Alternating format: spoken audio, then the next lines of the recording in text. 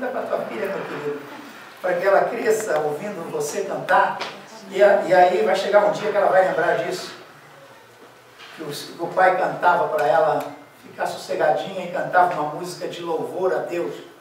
É muito bom a gente fazer isso. Nós estamos, então, na nossa caminhada, que é o Vivendo e Aprendendo, e esse início de ano nós estamos falando o quê? Da questão de planejar ou não planejar uma vida saudável. E a vida saudável, ela foi escolhida por vocês para que nós falássemos de determinados assuntos. Hoje, a ênfase maior será numa coisa que a gente gosta muito: comida. Nós gostamos muito de comer. Dizem até as pessoas que o crente não bebe muito. Lembra que, geralmente as pessoas dizem, o crente não bebe, mas come muito. Eu digo assim, o crente não bebe muito, mas come muito. Não é verdade? Porque, na verdade, se quisermos aprender com a Bíblia, devemos dizer que o crente não deve beber muito. O crente não deve se embriagar com a bebida. E a única forma de se embriagar é quando bebemos muito. É igual achar que vamos, como querer dizer, quero matar a sede. A única forma de matar a sede é bebendo água. Bebendo água. Se beber refrigerante não mata a sede. Você só coloca mais açúcar na sua comida. Então a pergunta de hoje, a pergunta que vai estar no ar, é assim: é a sua comida saudável? Cadê Paulo? Nossa, você está tendo uma comida saudável? Vou tirar daqui porque eu vou ficar fora desse banco durante um tempo, uns 6, 7 minutinhos mais ou menos. E aí o que aconteceu? Eu não pude trazer uma doutora muito especial, eu não pude trazê-la pessoalmente aqui. Então eu peguei uma entrevista da doutora, que fala, que entende desse negócio de comida. Eu só entendo de comer a comida. Eu também. Você também?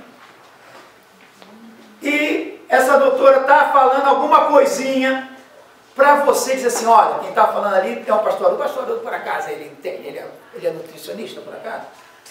O pastor tem que ser pastor, cuidar bem das ovelhas, mas esse tipo de nutrição já é outra coisa.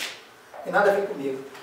Então, nós vamos fazer moda agora que o pastor tem que ser nutricionista, para não cairmos na mesma armadilha que caímos anos atrás, que todo pastor tinha que ser psicólogo. Então, a gente acabou tendo um montão de psicólogos que não eram pastores e um montão de pastores que não eram psicólogos. Mas deixa isso para lá. Isso é outro assunto. O que a gente tem aí? Vamos assistir o que essa doutora fala.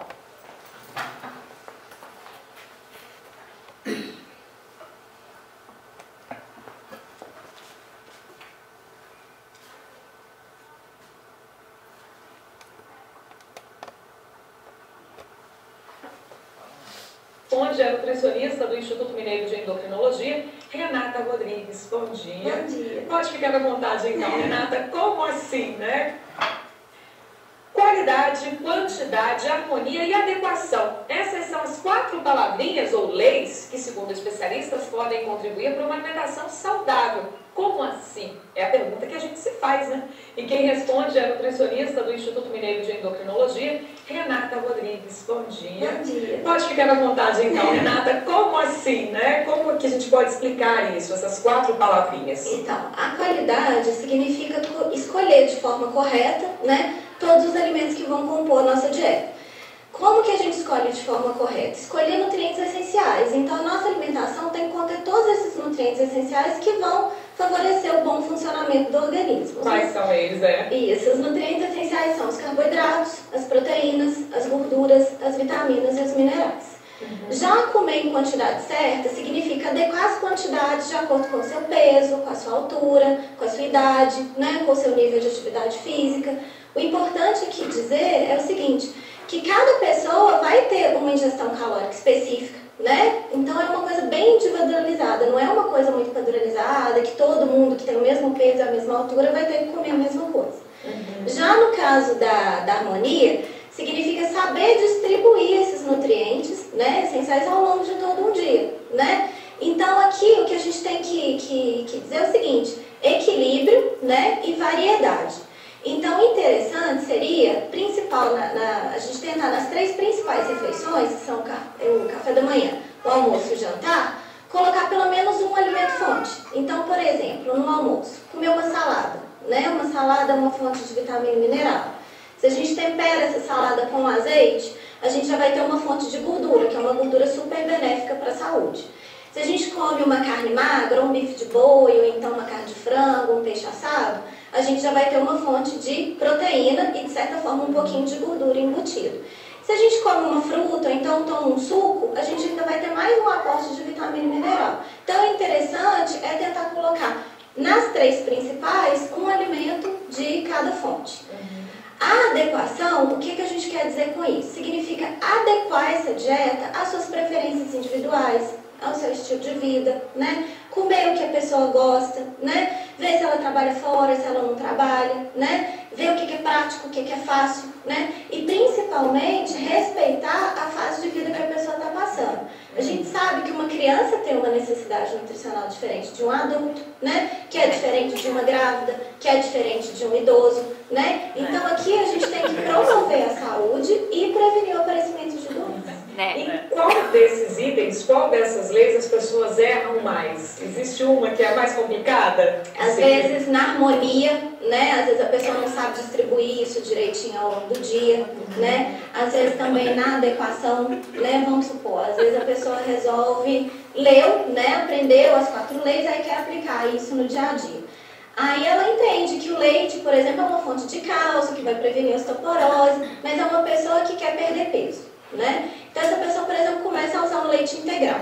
Então ela está lá usando o leite integral, claro que ela vai ter o benefício, mas se ela não tem uma orientação específica de alguém para ajudá-la a escolher melhor, ela poderia muito bem usar um leite desnatado. A gente sabe que trocando o leite integral pelo leite desnatado, a gente vai ter uma redução de pelo menos metade das calorias, né? A gente vai ter um pouquinho menos de gordura e a concentração de cálcio é maior. Né? Então, saber fazer essas trocas inteligentes de tempero, de ingredientes é muito legal. Agora, para fazer essas trocas, para seguir tudo isso aqui, é preciso muito conhecimento, né? As pessoas sempre devem procurar um nutricionista ou é possível ir se adequando aos pouquinhos em casa mesmo? No início, é sempre bom procurar um nutricionista, porque a gente é capaz de orientar a pessoa de forma melhor, né? Fazer escolhas melhores, saber o que é bom, o que pode ser trocado, o que é fácil, o que é rápido, o que é prático, né? O que nutre, o que faz bem, o que não faz, porque tem tanto mito aí, né? Coisa que faz bem e na verdade não faz. Então é sempre bom no início de um processo de educação e de aprendizagem procurar um profissional especializado. E eu acho que um dos empecilhos muitas vezes é o tempo, né?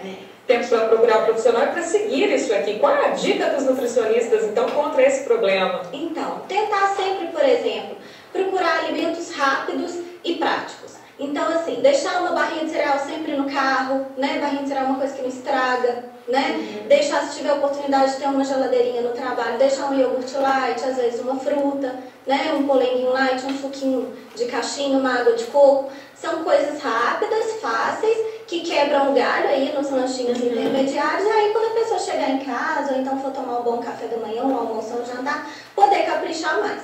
Ok, muito obrigada pela sua participação, pelas dicas. Um ótimo dia.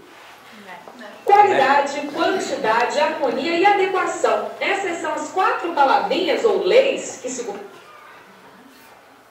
Vocês veem como são as coisas. Nós tínhamos um contexto de uma gama de informações, mas porque agora estamos vivendo nos Estados Unidos, nós percebemos que nós, brasileiros, temos este cacuete do né. Né. E por causa desse né tão repetido, nós perdemos O foco. muita coisa no meio do caminho. Agora deixa eu dizer uma coisa para você. O americano também tem um cacuete igualzinho. Você conversando com pessoas, you know. É o né. É o nosso né, né? Né? Nossa, eu não vou nem te responder, né? Né? Ok, deixando os nés e os I know, ou you know, à parte, vamos pegar esse ponto, porque ela falou bastante coisas interessantes em relação à comida, não falou? Falou. Eu não posso falar sobre isso, não entendo nada disso. Então, por isso que eu peguei esse material. Vamos então começar agora a dizer o seguinte: o que a Bíblia tem nessa questão para nos dizer? Eu tenho visto no decorrer desses anos que estamos tentando adequar a Bíblia ao mundo, quando devemos, na verdade, adequar o mundo à palavra de Deus. Mas vamos então adequar o mundo à palavra de Deus. Jesus respondeu para eles: está escrito, nem só de pão viverá o homem. É uma versão, eu estou traduzindo. Mas de toda palavra que procede da boca de Deus. Quer dizer que Jesus colocou para a gente que nós não íamos viver só de pão, mas que nós íamos viver da palavra que vem da boca de Deus.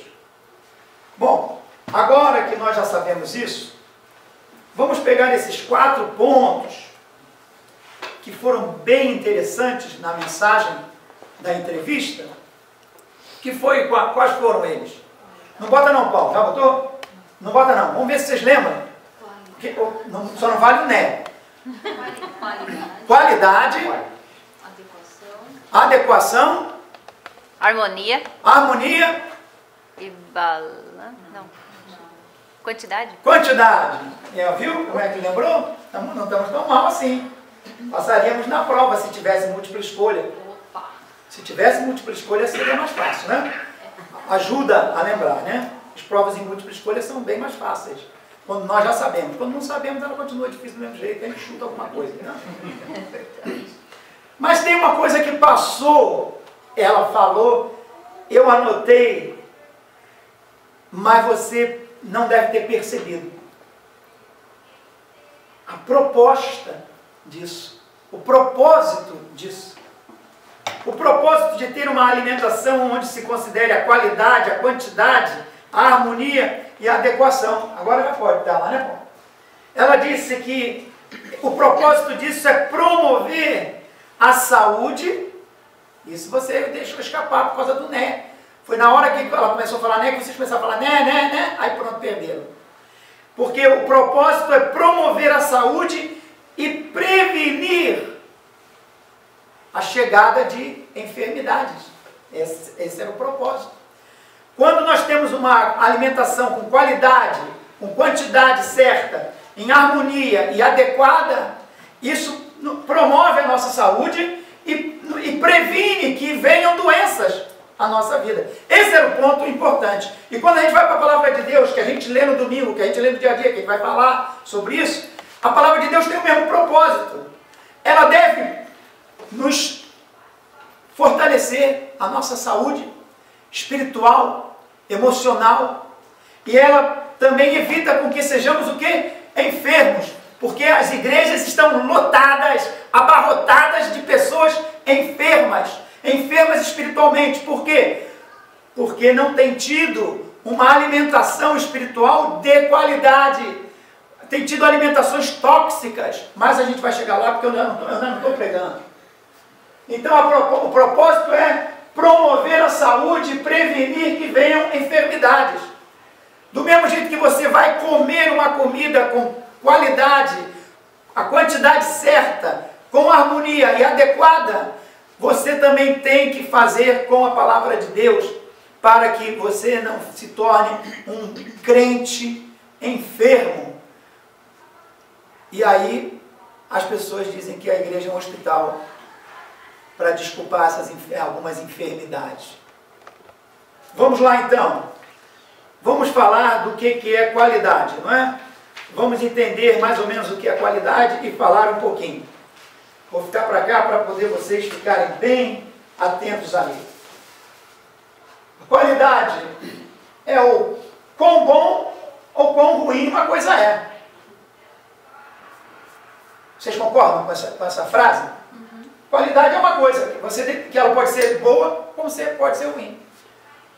É quão bom ou quão ruim uma coisa é. É a característica de alguma coisa, ou de alguém. Fulano é um mau caráter. Então, a qualidade dessa pessoa, desse fulano ou fulano, é uma qualidade ruim, né? Eu me lembro que eu tinha um conhecido, não posso chamá-lo de amigo, mas ainda que eu tratasse com muito amor, e ele era muito orgulhoso do apelido que ele tinha, Mentirinha. Rapaz, me deram um apelido novo, gostei mais. Qual é o apelido? Mentirinha. Ele estava super orgulhoso de ser conhecido como Mentirinha. Gente, o camarada tem o apelido de Mentirinha, porque verdade ali é difícil, né? E ele estava orgulhoso disso. Mas vamos falar. No livro de Coríntios, capítulo 10, no verso 32, diz que a gente deve comer e beber, fazendo de tal forma que isso seja para louvor e glória de Deus. Então, quando nós comemos, quando nós bebemos, devemos fazer isso para louvor e glória de Deus. Ah, mas como é que a gente pode fazer isso indo lá no Panera Bread de manhã? Como é que a gente pode fazer isso em casa? Nós devemos comer para louvor e glória de Deus. Não está dizendo que nós devemos comer muito nem comer pouco para louvor e glória de Deus. Mas nós devemos comer para louvor e glória de Deus.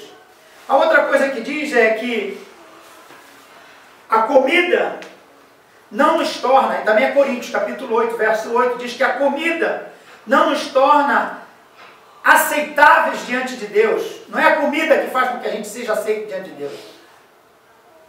Nós não seremos piores nem melhores se não comermos ou se comermos.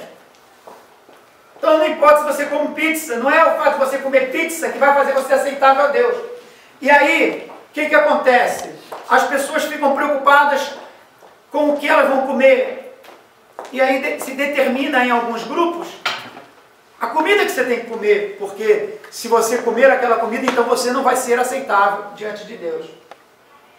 Em momento algum, a questão foi essa. E quando viemos para o Novo Testamento, então ficou muito mais fácil de entender isso. Porque no livro de Atos, eles viram que se alguma comida não deveríamos comer, era a comida de animal que tivesse sido asfixiado, estrangulado. Vocês já ouviram falar nisso? Acho que é aquela galinha a molho pardo que faz assim, é isso? Porque no sangue tem a vida, né? Então quando você vai ficou triste? Com a cena daqui da minha mão, torcendo o pescocinho da galinha. E aí, a galinha fica, morre asfixiada e o sangue fica todo ali. Então eles falam, é o único momento no Novo Testamento que se fala de alguma coisa nesse sentido. Fora isso, diz que tudo que Deus criou é bom. Inclusive numa metáfora para que Pedro pudesse aceitar os gentios. Pedro tem um sonho e ali tem tudo quanto é tipo de comida que ele achava que não devia de comer. E Deus está dizendo para ele: Pedro, é isso que eu quero que você aprenda, que eu não faço distinção de pessoas. Eu criei tudo e tudo que eu criei é bom. Não está assim escrito no primeiro capítulo do livro de Gênesis? E tudo que Deus fez, ele disse que era bom. Então tudo que Deus criou é bom. Pois tudo que Deus criou é bom. 1 Timóteo capítulo 4, verso 4. E nada deve ser rejeitado se for recebido com a ação de graças, pois é santificado pela palavra de Deus e pela oração. Então aquilo que você vai comer, se você dá graças ao Senhor, aquilo ali então se torna santificado, separado